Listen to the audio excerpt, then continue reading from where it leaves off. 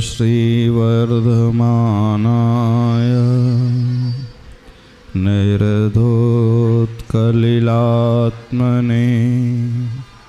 सालोकानां त्रिलोकानां यद्विद्यादर्पणायते। देवादिदेवी खजाराट श्री पार्श्वनाथ भगवान की, देवादिदेवी खजाराट श्री महावीर भगवान की, पूज्याचार्य प्रवर श्री समंत भद्र महाराज की, संत श्रोमणी आचार्य भगवान गुरुदेव श्री विद्यासागर जी महाराज की, आचार्य प्रवर श्री समय सागर जी महाराज की।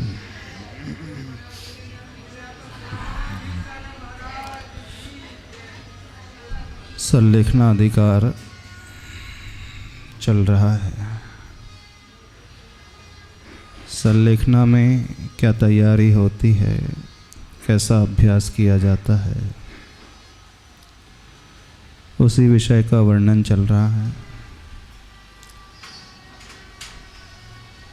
जो श्लोक आया था, धर्माय तनु विमोचनम, धर्म के लिए शरीर को छोड़ देना, अर्थात जब ये शरीर छूट रहा हो उस समय परिवार आदि याद ना आए, अन्य संसारी जीव याद ना आए, जड़ वस्तु अथवा जीवादि के प्रति मोह का भाव न रहे, अपितु उस समय हमारी दृष्टि में पंच परमेष्टि रहें। उसी के लिए कल आपको एक उपाय बताया था, एक बात भी करने के लिए कही थी आपसे, सामायिक में चिंतन करने के लिए भी कहा था।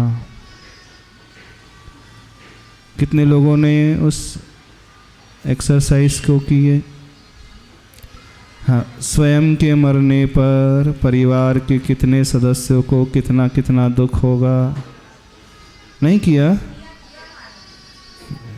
क्या समझ में आया? कोई अपना नहीं है। अच्छा, उनके निपटने पर आपको कितना होगा, वो नहीं किया, वो नहीं किया। यदि अपना ही सोचना है तो अपने परिणामों के बारे में तो सोचना है। हमारे जाने के पश्चात दूसरों के मन में क्या भाव आ रहा है, उससे हमें क्या मिलने वाला है। हमारे परिणाम तो किससे प्रभावित होते हैं? जिनसे हमारा राग होता है, द्वेष होता है। तो मूल में तो सोचना यही है कि उनके जानने के बाद हमारे भीतर क्या क्या घटित होगा, ये चिंतन करना है। वो का सबसे ज़्यादा कार्यकारी है, क्योंकि जब हम इस दुनिया से चले गए, हम दूसरी गति में पहुंच जाएंगे। वे सारे परिवार के लोग, सगे संबंधी, रिश्तेदार आदि यहीं रह जाएंगे। उनके मन में आर्त रौत ध्यान चलता रहेगा। उससे हमें क्या प्राप्त होगा? हमें जो प्राप्त होगा हमारे स्वयं के परिणाम से। तो वो कैसे संभव होगा? जब हम यह अध्ययन करेंगे कि जिससे सबसे अधिक राग है, ये तो लिस्ट बना सकते हो ना। सबसे ज़्यादा अटैचमेंट किससे है? नहीं बना सकते कि किसी से नहीं अटैचमेंट। अब भगवान से अटैचमेंट सब कहने की बातें हैं, भगवान से इतना अटैचमेंट है ही नहीं। सबसे ज़्यादा अटैचमेंट पटेल साहब बोल रहे शरीर से है। सत्य कहा उन्होंने, सबसे ज़्यादा राग व्यक्ति को शरीर से ही रहता है। यह बात अलग है, वो अपना भी शरीर हो सकता है, किसी और का भी शरीर हो सकता है। हाँ?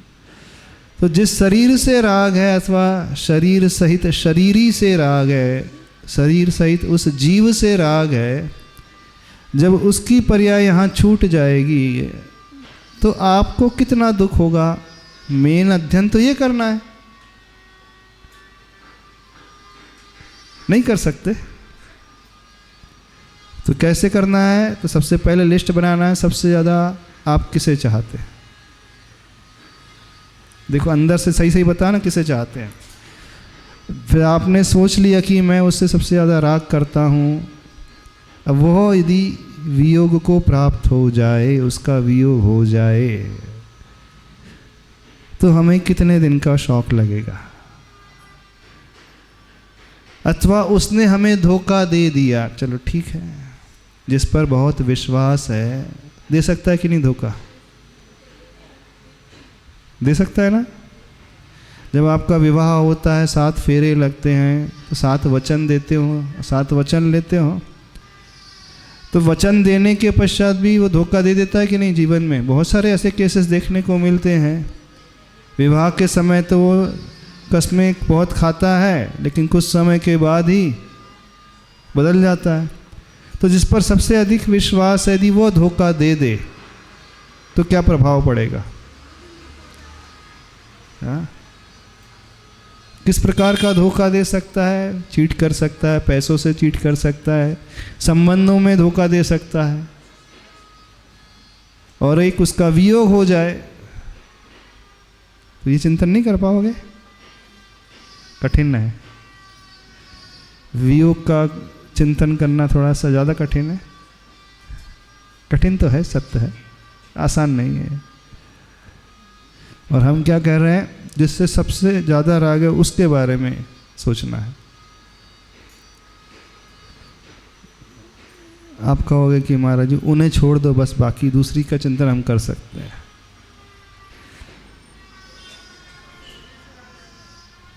क्या बोल रहे? एक कॉर्डलेस दे देना इनको थोड़ा सा। हाँ हाँ हाँ, कौन हमें बताएगा? हाँ, कोई डेयरिंग कर सकता है बताने की खड़े होकर के? मेरा आत्मी जाएगा तो मुझे कितने दिन दुख होगा। और वो जो सबसे क्लोज है उसकी ये बात करना है, जो दूर वाला नहीं है, दूर वाले रिश्तेदार की बात नहीं करना। नमस्ते महाराज। जब वियोग होगा तभी वैराग्य होगा, तब संसार आसार लगेगा। हाँ, तब नहीं, आपका कोई प्रियजन जब इस दुनिया से चला जाएगा, आपके रहते रहेगा, तो आपको कितने दिन शौक लगेगा? थोड़े दिन, बहुत नहीं, थोड़े दिन तक, मतलब जब तक उनकी याद आएंगी तब तक। फिर इसके बाद अपन नॉर्मल जिंदगी जीने लग जाते, फिर दूसरों में मन लगाने। अच्छा, सबसे ज्यादा आत्मी कौन है? बेटी। बेटी। सपोज, वैसे तो नहीं होना चाहिए, फिर भी। अरे बैठ ही गए। इन्हें इमेजिन भी नहीं कर पाता व्यक्ति ना। हाँ, कल्पना भी नहीं कर पाता। देखो अपना दिल कितना कमजोर है कि हम ये सोच भी नहीं पा रहे हैं।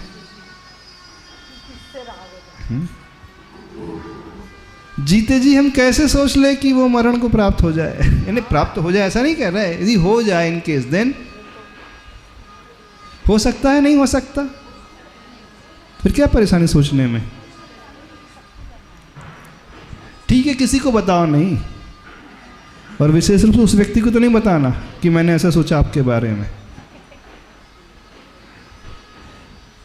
उससे हमारे परिणाम पता चलेंगे, हम कितने गहरे पानी में हैं।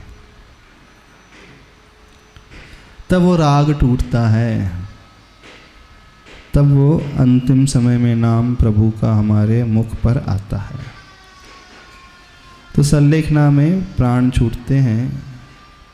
संलेखना 3 प्रकार की होती है, 3 तरीके से होती है: भक्त प्रत्याख्यान, इंगिनी मरण और प्रायोपगमन मरण। भक्त का अर्थ यहाँ पर क्या है? भोजन। और प्रत्याख्यान का अर्थ है त्याग। आचार्य श्री इसका दूसरा अर्थ भी लेते थे। भक्त का अर्थ है जो भक्तगण हैं, शिष्यगण हैं, आत्मीय गण हैं, उनका प्रत्याख्यान कर देना, उनका त्याग कर देना। पर शास्त्रों में भक्त का अर्थ आहार आदि लिया है। संलेखना पंचम काल में भक्त प्रत्याख्यान मरण रूप ही होती है, इंगनी गमन और प्रायोग गमन रूप नहीं होती है। क्रमशः वह आहार पानी का त्याग करते हैं साधक। पर जो आचार्य भगवान का चिंतन है, दूसरा अर्थ वह भी निकलता है भक्तों का त्याग कर देना।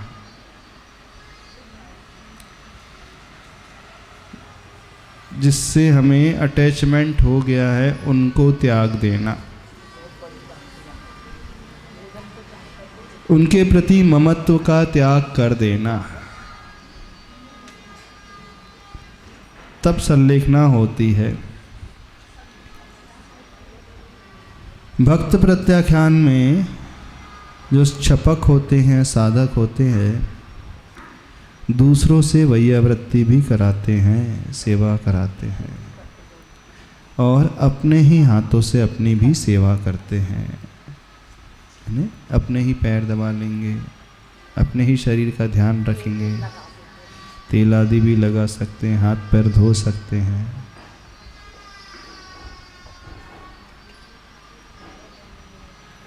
इंगनी मरण में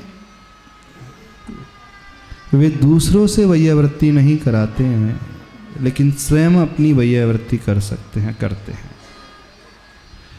स्वयं वैयावृत्ति करते हैं, इसका अभिप्राय करवट बदलना भी एक प्रकार से वैयावृत्ति होती है। अपने एक ही करवट में विश्राम कर रहे हैं, घंटों निकल जाते हैं तो दर्द होने लगता है शरीर में, है ना। मान लीजिए बाएं करवट से सो रहे हैं रात्रि के समय, दिन के समय, ब्लड सर्कुलेशन फिर इधर का ही चलता है, सूर्य स्वर आदि चलता है। तो कुछ समय के बाद मन कहता है अब पोस्चर हम चेंज कर लें अपना, ने बाएं से दाएं करवट की ओर आ जाएं, ताकि वहाँ का जो ब्लड सर्कुलेशन जैसे कम हो गया था फिर उधर अधिक होने लगता है। तो ये भी अपनी सेवा अपने हाथों से कही जाती है। तो इंगिनी मरण में छपक होते हैं, वे दूसरों से वैयावृत्ति नहीं कराते हैं, लेकिन स्वयं वैयावृत्ति करते हैं। तीसरा संलेखना मरण होता है प्रायोपगमन। उसमें वे न दूसरों से वैयावृत्ति कराते, न ही स्वयं करते हैं। ये उत्तम सेनन के साथ ही दोनों संलेखना मरण होते हैं। उत्तम सेनन यानी वज्र विषम नाराज सेनन, वज्र नाराज सेनन अथवा नाराज सेनन आदि के जो 3 सेनन होते हैं वे उत्तम सेनन माने जाते हैं। वे चौथे काल में ही संभव होता है। प्रायोपगमन संन्यास जिन्होंने धारण किया है, यदि कोई देव उपसर करके उन्हें उठा करके ले करके जाए और जंगल में पटक दे गहरी खाई में, और वो सिर के बल गिरे हैं, आड़े हैं, तो वो अपना आसन भी नहीं बदलते, जैसे हैं तो वैसे ही पड़े रहेंगे।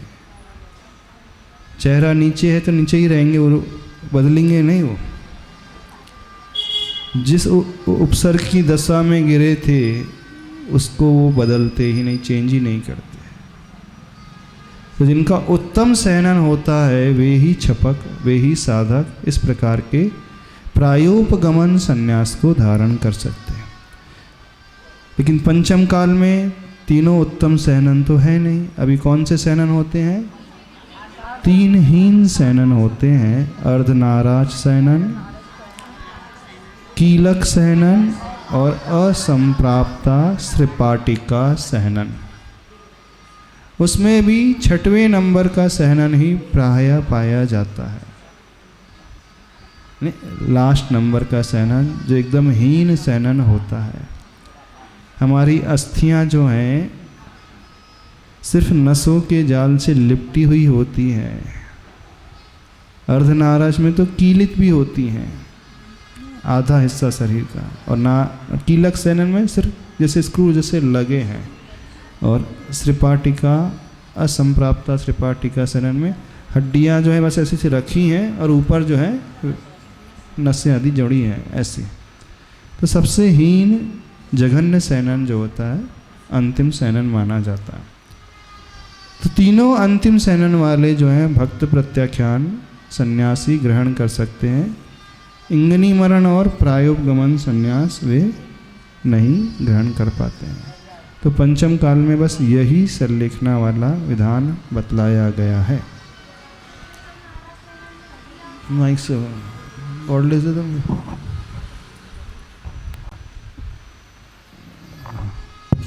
नमोस्तु महर्षि। जैसे वज्र वृषभ नाराज शयनन है तो उसमें हड्डियां कैसी रहती, मतलब वो इतनी मजबूत कैसे है? शिव शयनन का स्वरूप है ना, वज्र की भांति उनकी हड्डियां, वज्र से ही वो कीलित रहते हैं और वज्र का ही वेष्टन होता है वज्र वृषभ नाराज शयनन में। वज्र नाराज शयनन में वेष्टन नहीं होता है, लेकिन कील जो होती है, जैसे कील का अर्थ है दोनों जॉइंट जुड़े होते हैं, वो वज्र के होते हैं। और नाराज में वो वज्र के नहीं होते लेकिन कील होते हैं। और अर्धनाराज में आधा जॉइंट जो है कीलिक होते हैं, आधे नहीं होते हैं। और कीलक शयनन में सिंपल स्क्रू समझ लो लगे हैं। और असंप्राप्ता श्रीपाटिका में जो अस्थियों का बंधन विशेष, हड्डियों का बंधन विशेष है, वो आसपास से टच करके रखी हुई है, उसमें कोई स्क्रू नहीं है, स्क्रू ड्राइवर से उसको फिट नहीं किया है। ऐसा जैसे दरवाजे हैं ना, दरवाजे रख दिए हैं बस टच करके, ऐसे पल्लों को चौखट में उसके निकट रख दिया है बस, ऐसा सामान्य ऊपर से रस्सी सी जैसी बांध दी है, वो होता। ठीक है, तो सल्लेखना के लिए कौन सा विधान हो गया है बताया है, समझ में आ गया। अब आगे चलें, अगला श्लोक देखते हैं श्लोक नंबर 123। यही विषय पढ़ना है ना आप लोगों को। अंतः क्रियाधिकरणम तपः फलम सकल दर्शिनः स्तुवते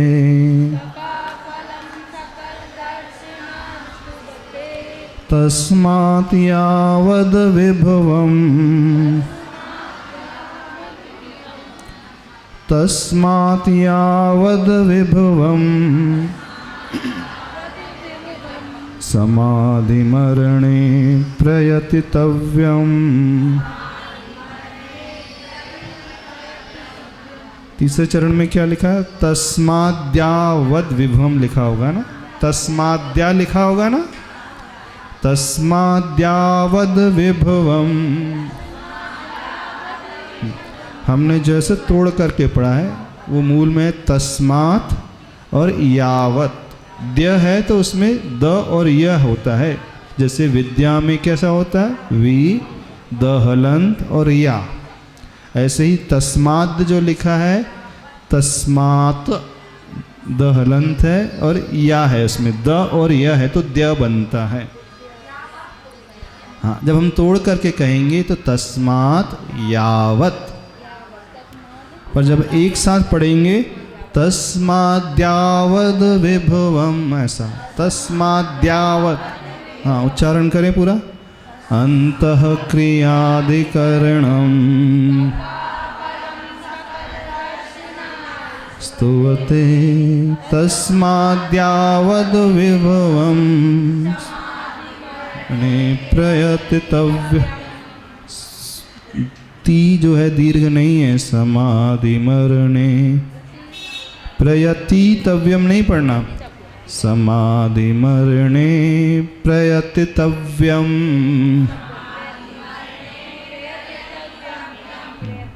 प्रयतितव्यम यानी यतितव्यम है, प्रउपसर्ग लगा है।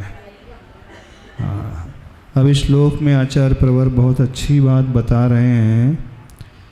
समाधि मरण के लिए प्रयास कब से शुरू कर देना चाहिए, प्रयत्न करना चाहिए कब? तस्मात् यावत् विभवम्,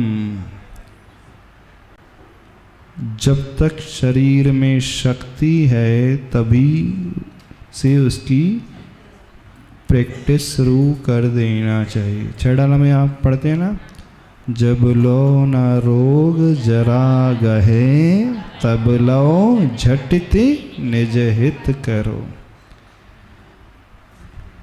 शीघ्रता से अपना हित कर लेना चाहिए। कब? जब लो न रोग जरा गए, यानी रोग और जरा, बीमारी और वृद्धावस्था न आने पाए उससे पहले ही आत्म कल्याण, अपना हित का कार्य करना शुरू कर देना चाहिए। इंतज़ार नहीं करना चाहिए। अब शरीर में शक्ति ही नहीं बची है, हिलडुल नहीं पा रहे हैं, उठ बैठ नहीं पा रहे हैं। अब हम कोशिश कर रहे हैं, शुरुआत कर रहे हैं, नहीं। सबसे महत्वपूर्ण कंडीशन यहाँ बताई गई है। समाधि किसकी होती है, कब से तैयारी होती है? तस्मात् यावद विभवम, जब तक शरीर में शक्ति है तब तक भी शक्ति के अनुसार प्रयास करना चाहिए। और आप लोग कब करते हो, कौन क्या इंतज़ार करते हो? जब शरीर कोई काम का ही नहीं बचता तब। हाँ बोले अब तो अब वेंटिलेटर में पहुंच चुका, अब समाधि की बात कर लो, है ना। अब डॉक्टर ने हाथ खड़े कर दिए हैं, कुछ नहीं बचा है, डॉक्टर बोला अब ले जाओ घर।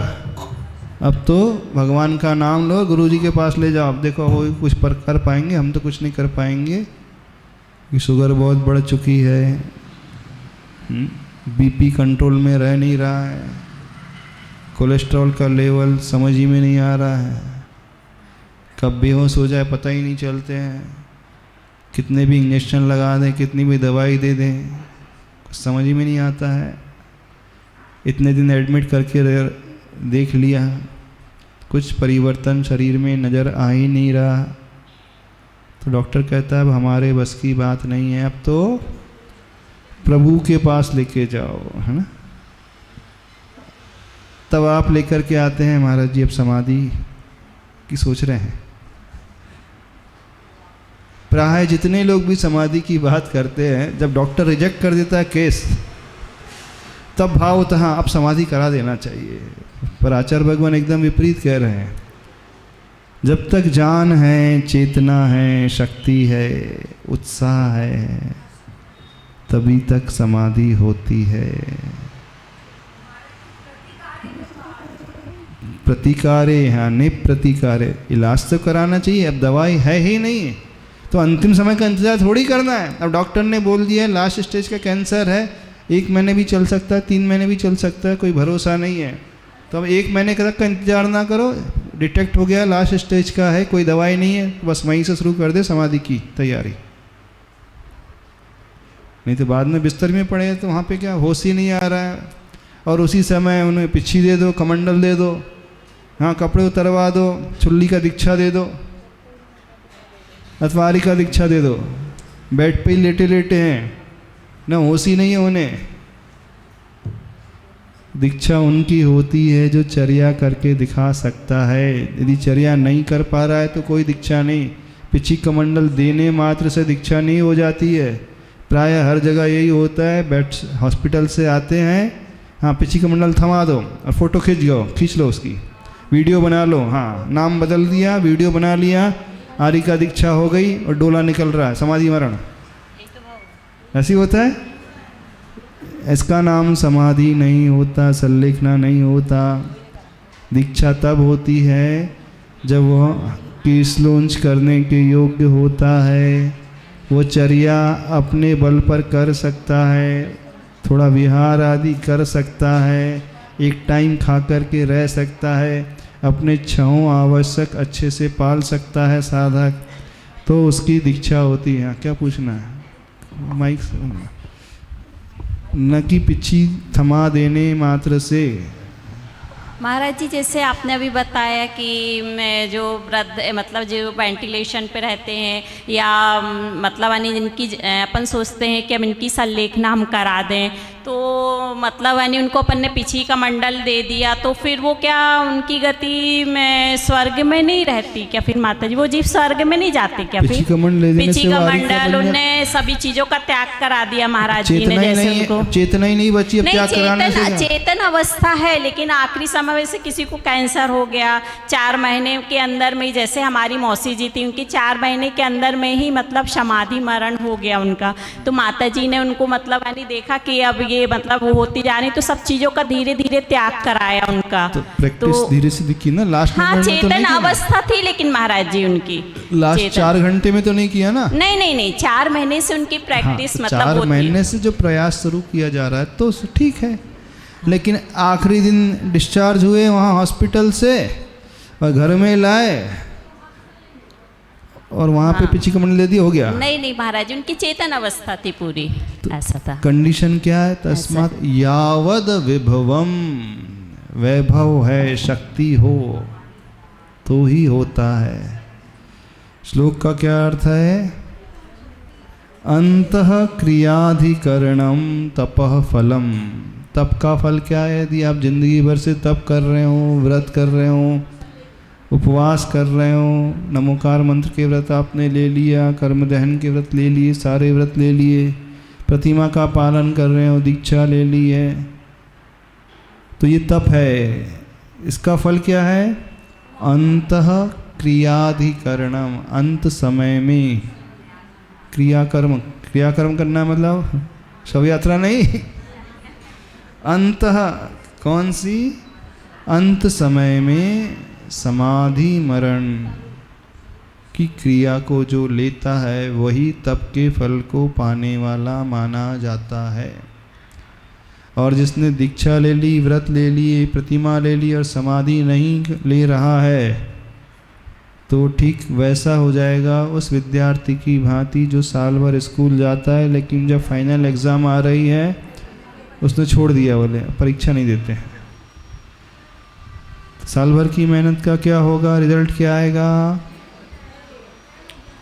नहीं, सारी उसने ट्यूशन पढ़ी है, कोचिंग गया है, सवेरे से लेकर शाम तक सारी क्लासेस उसने अटेंड की है, तो उसकी मेहनत का क्या हुआ वर्ष भर की? कुछ तो लाभ मिलेगा कि नहीं मिलेगा? हाँ बताओ, क्या लाभ मिलेगा उसे?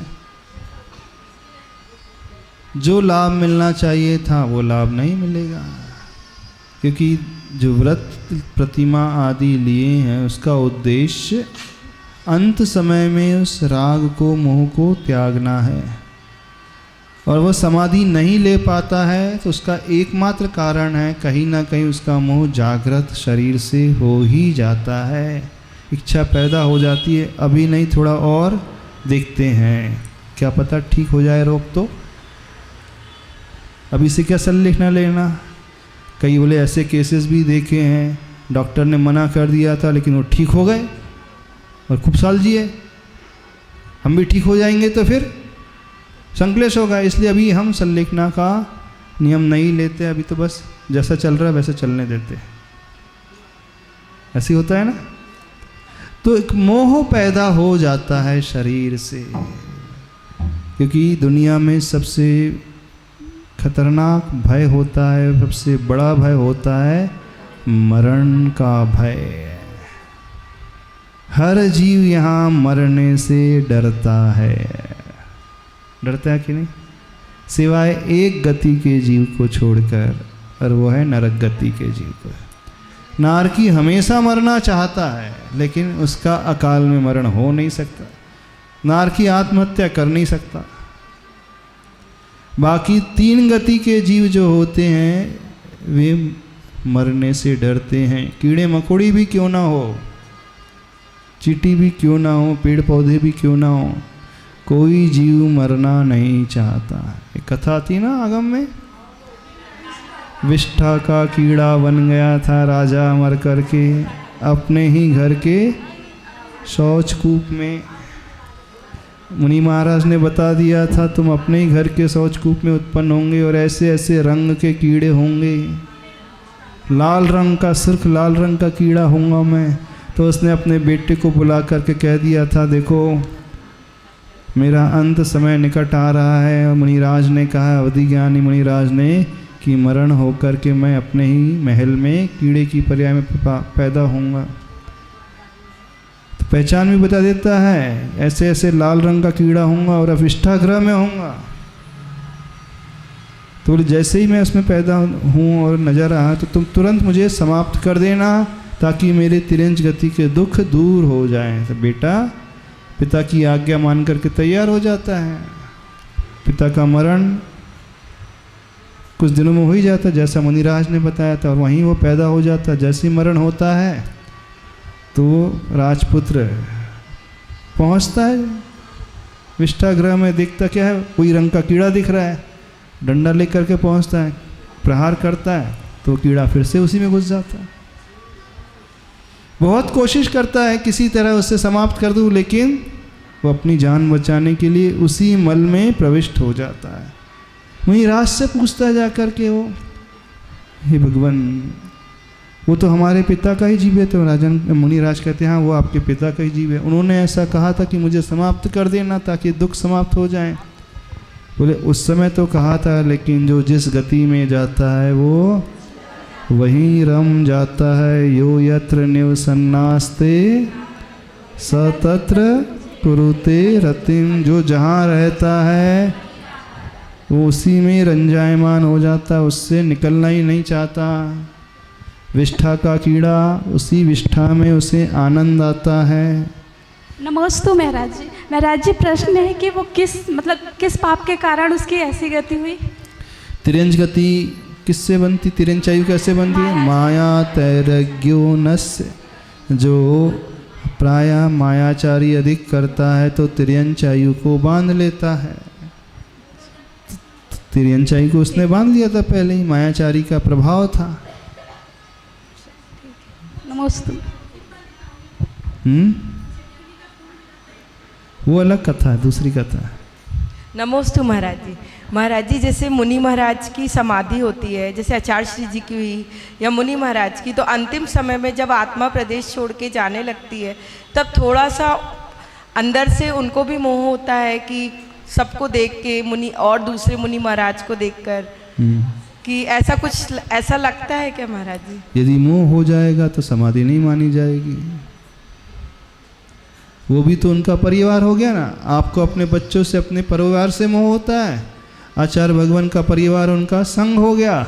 अपने शिष्यों से मोह हो गया तो शिष्य उनके पुत्र हो गए, तो फिर उनकी भी संलेखना नहीं मानी जाएगी। संलेखना के समय तो वो सब कुछ त्याग देते हैं, यहाँ तक कि अपना आचार्य पद भी त्याग दे देते हैं। इस कारण तो कहा है कि वो अपने संग को छोड़ कर के दूसरे संग में जाकर के संलेखना को ग्रहण करते हैं, ताकि मोह उत्पन्न न हो। संभावना बनी रहती है कि जिन्हें दीक्षा दी है, जिन्हें इतना पढ़ाया है, शिष्यों को आगे बढ़ाया है, वो शिष्य सेवा करने लगते हैं तो उनसे मोह धीरे धीरे हो सकता है पैदा हो जाए। तो मोह पैदा ना हो इसलिए वो सारे शिष्य मंडल को छोड़ करके दूसरे संग चले जाते हैं। ऐसे ही आचार्य भगवान ने इतने बड़े संघ को छोड़ दिया, दूसरे संघ में तो नहीं गए, लेकिन अपने साथ मात्र 2-3 मुनि महाराज को रखा। चाहते तो पूरे संघ के साधुओं को रख सकते थे, बुला सकते थे, नहीं बुला सकते थे। तो बस उस मोह को उन्होंने त्याग दिया था, यही साधना उन्होंने की थी।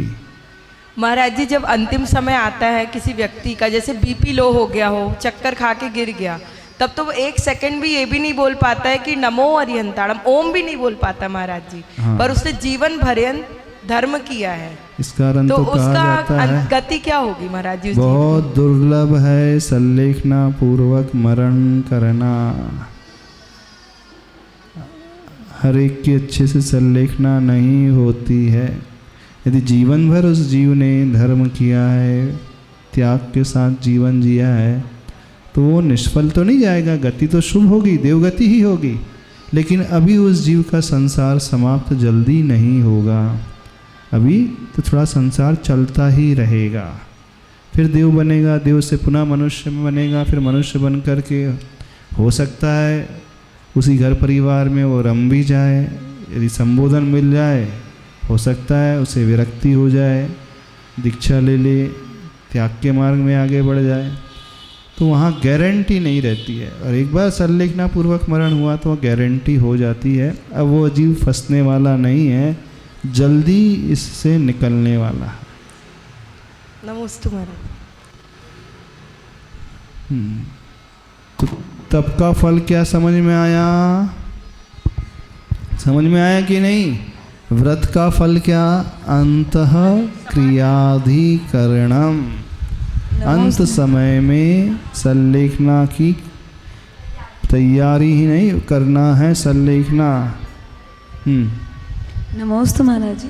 महाराज जी, इससे कहते हैं कि संलेखना के समय भी सम्यक दर्शन आपके पास रहता है तो आपका निश्चित ही जल्दी संसार छूट जाता है। तो सम्यक दृष्टि जीव है जी, तो वो तो अर्धपुद्गल परावर्तन से अधिक संसार में भ्रमण नहीं कर सकता।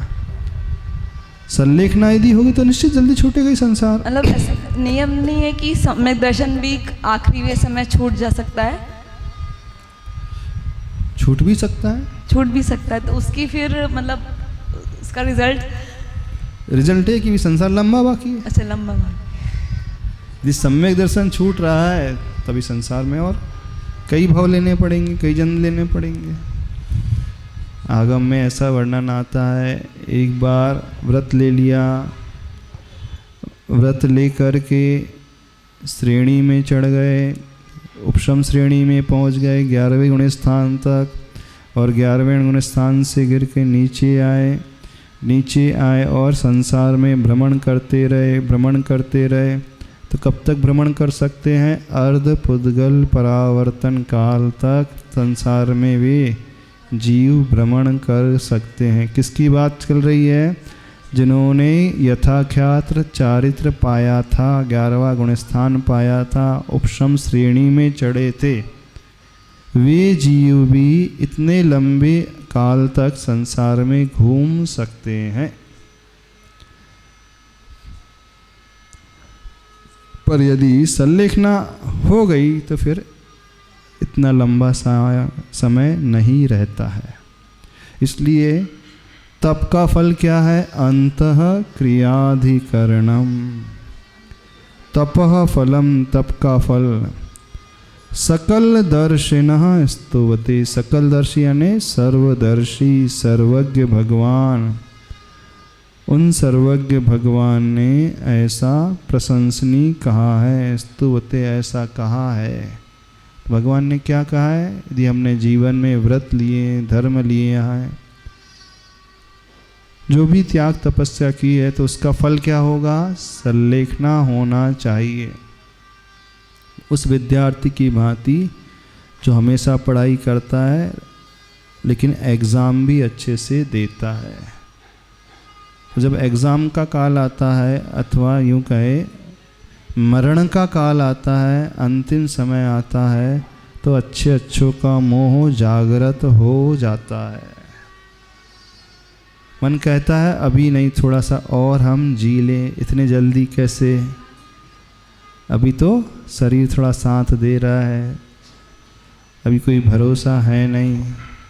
यदि हम संलेखना ले लें, शरीर साथ दे दे, तो आर्तरौत परिणाम हो सकते हैं, ऐसा वैसा भाव आ सकता है। इसलिए अभी हम वेट करते हैं। महाराज श्री नमोस्तु बोलते ना, मनुष्य गति 16 बार जन्म मरण। माइक ऊपर करके। मनुष्य गति 16 बार जन्म मरण होता है, उसके बाद कहाँ जाता है मनुष्य? नहीं, ऐसा नहीं आता है। ऐसा नहीं। वर्णन ये आता है, लगातार कोई जीव पुरुष बने मनुष्य गति में तो लगातार 16 बार पुरुष बन सकता है, लगातार 16 बार स्त्री पर्याय में, और लगातार 16 बार नपुंसक की पर्याय में आ सकता है। ऐसे 48 भाव में, नपुंसक से स्त्री में आएगा, स्त्री से पुरुष पर्याय में, तो लगातार 48 भाव तक वो मनुष्य गति से मनुष्य बन सकता है। और उस 48 भाव में अंतिम भाव तक में उसने अपना कल्याण नहीं किया तो फिर उसकी गति परिवर्तित होगी ही होगी, अन्य गति में जाएगा। जब 48 मनुष्य गति की बात कर रहे हैं तो बीच में देव नहीं बन रहा है, वो मनुष्य से मनुष्य ही बनेगा, मनुष्य से मनुष्य ही बनेगा लगातार। फिर अन्य गति में चला गया, फिर से मनुष्य भी बन सकता है, 48 के बाद भी बन सकता है। हाँ, लेकिन टोटल काल कितना रहेगा? 2000 सागर कुछ अधिक त्रस गति में रहने का काल है। यदि हम त्रस पर्याय को पाए, हमने पाया है, तो मैक्सिमम कितना है टाइम हमारे पास, सबके पास? 2000 सागर। उस पीरियड में यदि हमने आत्मकल्याण नहीं किया तो नियम से उसे निगोद पर्याय में जाना ही पड़ेगा, नियम है। महावीर भगवान का जीव जो मारीच की पर्याय में था, वहाँ उसने 363 मतों का प्रचलन कराया और अंतिम तीर्थंकर के रूप में, महावीर के रूप में आया। तो मारीच की पर्याय से लेकर महावीर की पर्याय तक कितना समय हुआ? 1 कोड़ा कोड़ी सागर, 42,000 उसमें माइनस कर दें। तो इतने लंबे समय में, अब इतना लंबा पीरियड होता है 1/4 काल का। कल्याण कहाँ? अंतिम तीर्थंकर के रूप में हुआ। तो नियम से वो जीव कई बार बीच में निगोद गया। ये महावीर चरित्र पढ़े, पुराण पढ़े उठा करके, उसमें पूरा वर्णन आता है। कई करोड़ों बार वो वनस्पति की पर्याय में, करोड़ों बार कीड़े मकोड़े की पर्याय में, अकौआ की पर्याय में, गधे की पर्याय में, न जाने कितनी पर्याय में, और 60,000 शायद आता है। इतनी पर्याय वेश्या की गए, इतने बार वेश्या की पर्याय में मन वो ही जीव गया, और से बीच बीच में फिर निगोद गया, फिर निकल करके त्रस गति में आया, फिर 2000 सागर तरह, फिर निगोद, फिर गए। ये सब सच्ची बात है, मानना पड़ेगा। सच्ची बात है, आगम में लिखा है, बिल्कुल सत्य है, आचार्य भगवंत ने लिखा है, और ये महावीर भगवान ने स्वयं बताया है। अंतिम तीर्थंकर महावीर भगवान ने स्वयं बताया, उनकी स्वयं की दिव्य ध्वनि में ये आया। गौतम स्वामी ने जब प्रश्न किया तो उन्होंने स्वयं बताया। सच्ची बात है बिल्कुल। असत्य क्यों लिखेंगे आचार्य भगवान? डराने के लिए? अच्छा, ऐसा सुन के घबराहट हो रही है। तो जिससे घबराहट हो जाएगी वो नियम से व्रतों को अंगीकार कर ही लेगा। अभी घबराहट पूरी नहीं हो रही है। हो रही है महाराज जी, बहुत होती है। पूरी नहीं हो रही है। जिससे होगी वो नियम से प्रतिमा को लेगा ही लेगा। वो सोचेगा कि अब कल्याण करना है और राग रंग से ऊपर उठने की कोशिश करेगा ही करेगा, संसार से ऊपर उठने की कोशिश करेगा ही, भावना भाएगा ही भावना। जैसे अंतरंग से घबराहट होती है ना, तो वह सच्चे रास्ते को अपनाने वाला हो ही जाता है। नमस्ते महाराज जी। महाराज जी, जैसे हमको कोई प्रॉब्लम नहीं है तो हमको कैसे इंडिकेटर मिलेगा कि अब हमको संलेखना लेनी चाहिए? और अभी जो हम लोगों की जनरेशन है, ये जनरेशन का तो कोई भरोसा ही नहीं है, कभी भी कुछ भी हो जाता, अटैक आ गया और चले गए। इसलिए तो जब लो ना रोग जरा गहे, तब लो झटित निज हित करो। तो क्यों तीर्थंकर भगवान जो 5 बाल यति हो गए, उन्होंने तो घर ही नहीं बसाया। अवधि ज्ञानी थे, अवधि ज्ञानी थे ना जन्म से। उनको पता था कि हमारी आयु इतनी है, तो बोले अभी घर बसा लेते हैं, बढ़िया विवाह कर लेते हैं, राजपाट कर लेते हैं, भोग लेते हैं। जब आयु थोड़ी सी बची रहेगी तब हम दीक्षा ग्रहण कर लेंगे। तो जिससे ऐसा भाव हो जाता है, फिर संसार में रुकता ही नहीं, वो घर भी नहीं बसाता। पर अब ऐसे तो भी हम लोग बसा चुके हैं महाराज। ऐसे भी उदाहरण आते शास्त्रों में, जिन्होंने घर बसा लिया है। पत्नी के गर्भ में जीव आया, पुत्र आया है, वही गर्भ में रास तिलक किया और मुनि दीक्षा ले ली उन्हें। ऐसे भी उदाहरण आए पुराणों में आए हैं। और आपके तो यानी यहाँ तो नाती पोते भी हो गए तो भी नहीं निकल रहे लोग। हाँ, अभी जिम्मेदारी है, बोले नाती पोते को और बसा ले, थोड़ा सा उनकी व्यवस्था और कर दे, उन्हें पैरों पे और खड़े कर दे। हाँ, उनकी शादी और कर दे, नत बहू और देख लें। हाँ, तो वैराग्य कहाँ आता है? जिसका विश्वास दृढ़ होगा, नियम से उसका राग कम होगा ही होगा। वो इस मार्ग में कदम उठाएगा ही उठाएगा। तो अभी अंदर से घबराहट नहीं हो रही है आपको? होती है महाराज जी, बहुत होती है। तो कितनी प्रतिमा हो गई? बहुत होती है। कितनी प्रतिमा हो गई? अभी कहाँ है? प्रतिमा नहीं है अभी, लेकिन कब लेना था प्रतिमा? जब बच्चों को सेटल कर देंगे तब, है ना। तो हमें पता है जब तक बच्चे सेटल होंगे तब तक हम जीवित ही रहेंगे, पता है इसका मतलब। इतनी तो हमारी आयु है ही, है ना। इतना विश्वास है कि इतने तो हम जिएंगे ही। जब तक घर में बहू नहीं आ जाएगी तब तक तो हम मर ही नहीं सकते। तो जो ये सोचता है वो एक क्षण का भी इंतजार नहीं करता, अब तो कदम बढ़ा ही दो। यदि दीक्षा नहीं ले पाता है तो वो योग्य श्रावक तो बन ही जाता है, प्रतिमा ग्रहण कर लेता है। यदि प्रतिमा नहीं भी ग्रहण कर पाता है तो रात्रि में चारों प्रकार के आहार पानी का त्याग कर देगा, परिग्रह का प्रमाण करने लगेगा, श्रावक की जो 6 आवश्यक है प्रतिदिन पूजा करने लगेगा, प्रतिक्रमण शुरू कर देगा, स्वाध्याय शुरू कर देगा। अपनी दिनचर्या को जो पहले अव्यवस्थित थी उसे व्यवस्थित तो अवश्य बना ही लेगा। इतना तो परिवर्तन उसमें आएगा ही आएगा। ठीक है, प्रतिमा नहीं ले पा रहा है क्योंकि शारीरिक परेशानी है, कोई और जिम्मेदारी है, परिवार की है, समझते हैं। पर वो जैसा जीवन वो पहले जी रहा था बाद में भी वैसा ही जीता रहेगा, ऐसा हो ही नहीं सकता। किसकी बात कर रहे हैं? जिसे घबराहट होती है, जिन्हें घबराहट हो रही, चारों प्रकार का आहार पानी का त्याग है सूर्यास्त के बाद नहीं है, नहीं। हाँ, आप बताओगे 8 बजे के बाद त्याग है। 8 और 7 से बंधना ही नहीं है, वहाँ तो सूर्योदय से सूर्यास्त तक का ही विधान आता है। 7 क्यों बन रहे हैं? अब तो 7:30 बजे तक पियो ना। गर्मी के दिनों में जहाँ पश्चिम भारत में सूर्यास्त बहुत देर से होता है तो वहाँ तो 7:30 बजे तक दिन भी रहता है, जून के महीने में। तो समय से क्या बनना? समय का तो विधान यहाँ पर है ही नहीं, सूर्यास्त का विधान है। क्यों? क्योंकि सूर्यास्त होते ही जीव राशि अनंतानंत और उत्पन्न होने लगती है, 30 जीव असंख्यात पैदा होने लगते हैं, वो हिंसा से डरने लगता है। अहिंसा अणुव्रत को तो वो ग्रहण कर ही लेता है। तो यहाँ आचार्य भगवान बता रहे हैं तप का फल क्या है? अंतः क्रियाधिकरणम सकल दर्शिनः स्तुवते। उन्होंने ऐसा कहा है, सर्वदर्शी जो हैं, समस्त संसार को जो देख रहे हैं और जान रहे हैं, ऐसे सर्वज्ञ भगवान नीचे कह रहे तस्मात् यावद विभवम समाधि मरणे प्रयतितव्यम।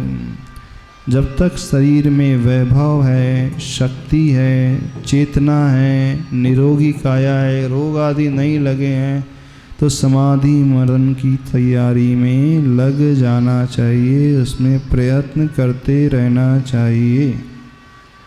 उसका तप जो है प्रशंसनीय माना जाता है। नहीं है तो जीवन भर का जो धर्म है सब साफ हो जाएगा।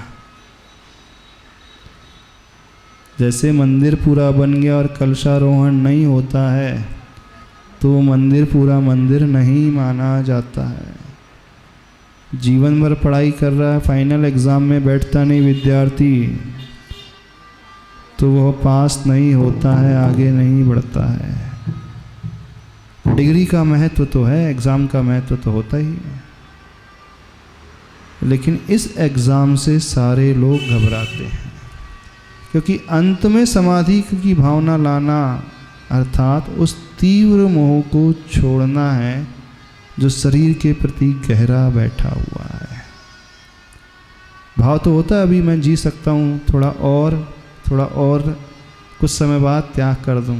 आचार्य श्री कहते भले ही वो रात्रि भोजन का चारों प्रकार का त्याग कर दे, भले ही वो 2-2 उपवास 5-5 उपवास मासोपवास भी कर ले, लेकिन जब समाधि की बात आती है तो जीवन भर के लिए अन्नपान का त्याग, तो जीवन भर के लिए वो नहीं कर पाता है। बोला मैं 5-5 उपवास करके पर एक दिन तो लूँगा नहीं। जो जीवन भर का संकल्प लेता है तब उसका मोह शरीर से घटता है, छूटता है। मासोपवासी साधक भी जीवन भर के संकल्प लेने से घबराता है, और जिसने जीवन भर का संकल्प ले लिया है उससे बड़ा साधक कोई नहीं होता है। यानी उसने उस अनादिकालीन मोह को तोड़ दिया है। क्योंकि सत्य यही है, हम सबका सबसे अधिक मोह जो होता है शरीर से ही होता है, और वो भी अपने शरीर से ही होता है। इसलिए मरना कोई नहीं चाहता, कोई भी नहीं चाहता। कीड़ा भी वो नहीं मरना चाहता, उसका मोह रहता है अभी नहीं, थोड़े दिन और जीऊं। 90 वर्ष के भी होने के पश्चात भी वो बोलता है कुछ तो ऐसे भी देखिए कि 105 तक जिए हैं, क्या पता मैं भी 105 तक जी जाऊं, तो इस कारण अभी नहीं त्यागूंगा। 90 का हो गया वो व्यक्ति और प्रतिमा का पालन 50 साल से कर रहा है, उससे बोलते अब तो ज़्यादा समय नहीं है, जीवन भर के लिए अन्न का त्याग कर दो, पानी का त्याग कर दो। ऐसे कैसे छोड़ दूँ यदि जी गया तो? क्योंकि ऐसे भी लोग मिले हैं जो 100 से ऊपर जिए हैं, आज भी मिलते हैं 100 से ऊपर पहुंचने वाले। अभी वो कौन सी बाई की समाधि हुई थी ना, कंचन बाई 106 वर्ष की थी, सागर में हुई थी 106, लगभग 106 वर्ष की। तो आज इस पंचम काल में भी 100+ वाली महिलाएं पुरुष देखे जाते हैं। तो 90-95 के आसपास पहुंचने वाले जीव भी जब उनसे कहा जाता है जीवन भर के लिए आहार पानी का त्याग करें तो घबराते हैं, डर लगता है। क्यों डर लगता है? शरीर से मोह रहता है। तो इस मोह को तोड़ना बहुत दुर्लभ होता है। किसकी बात कर रहे हैं? जो 6 रस के त्यागी महीने महीने भर का उपवास करते हैं। बोले नहीं, महीने का तो उपवास कर लेंगे, बाद में 16 कारण का उपवास हम कर लेंगे, लेकिन उसके बाद तो हम पढ़ना करेंगे। होता है। तो इसलिए कहा है अंत समय में तप का फल क्या है? क्रियाधिकरणम। समाधि की भावना ही नहीं करना है, समाधि में लीन होना है, यही तप का फल माना जाता है। आज हम नहीं जानते हमारा अंत समय कब आएगा, एग्जैक्ट कोई नहीं बता पाता है। कुंडली देख करके, हाथ की रेखाएं देख करके वो लगभग तो बताएंगे आपकी हाथ, वो ऐसा बोलते हैं हाँ 80 तक, यदि 80 पार कर गए तो 90 भी पहुंच सकते हो। 80 में एक झटका मिलने की संभावना है, बीमारी होगी, और उसको क्रॉस कर दिया तो 90 भी है, नहीं तो फिर 80 में निपट जाएंगे, ऐसा बोलते हैं ना। दोनों ही बात बोलते हैं वे जितने भी पंडित होते, ज्योतिषाचार्य हैं। 80 के समय कुछ लग तो रहा है, लेकिन वो एक सेफ्टी रखे हुए थे, यदि 80 क्रॉस हुआ तो 90 भी है फिर। तो एकदम परफेक्ट मृत्यु का प्रेडिक्शन कोई भी नहीं कर पाता है। बड़े बड़े धुरंधर ज्योतिषाचार्य भी नहीं कर पाते हैं। जन्म कुंडली में देखेंगे तो हाँ कुंडली तो दिखा तो रही है, पर क्या पता 1-2 मिनट का जन्म समय आगे पीछे हो गया हो, तो 2 मिनट में जब लग्न बदल जाता है तो सारी कुंडली बदल जाती है। तो एकदम विश्वास से कैसे कह दी कि यही है, अनुमान तो यही लगता कि यही होना चाहिए, लेकिन 2 मिनट भी बाद में हो गई जन्म, अथवा 2 मिनट पहले हो गया होगा, तो बहुत कुछ परिवर्तन कुंडली में आ जाता है। तो अच्छे ज्योतिष, अच्छे निमित्त ज्ञानी भी नहीं प्रेडिक्ट कर पाते, और विशेष रूप से अपनी मृत्यु को तो प्रेडिक्ट ही नहीं कर पाते। अंदाज से बोलते हैं वो इतना लगभग, तो उनका मोह रहता है कि अभी जी सकते हैं। इसलिए शर्त क्या कर रहे हैं? जब तक वैभव है, शक्ति है, तभी तक पुरुषार्थ करना चाहिए, तो वो अभ्यास काम में आता है। ठीक है, तो क्या पुरुषार्थ रहेगा आपका? जब लो न रोग झरा गहे, तब लो झटिति निज हित करे। बस इतना ही रखते हैं। बोले देवादिदेव पार्श्वनाथ भगवान के।